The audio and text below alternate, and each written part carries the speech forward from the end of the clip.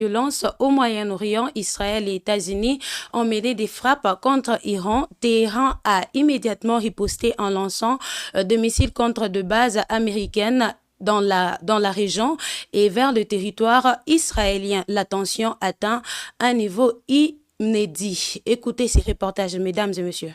Des explosions ont éliminé les ciels iraniens dans la nuit. Selon Washington et Tel Aviv, les frappes visaient des infrastructures militaires stratégiques et des installations liées aux capacités balistiques de Téhéran. Quelques heures plus tard, la riposte est iranienne.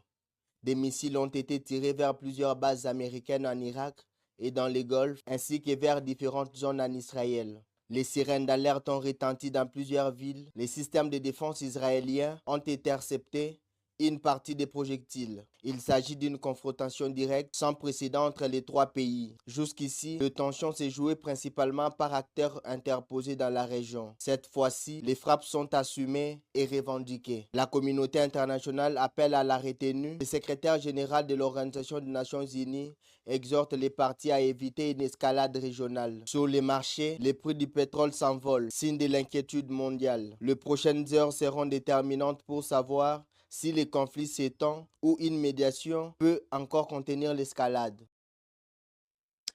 Au Sénégal, le gouvernement veut renforcer la législation réprimant les relations homosexuelles. Le Premier ministre Ousmane Sonko a annoncé les dépôts prochains d'un projet de loi visant à endurcir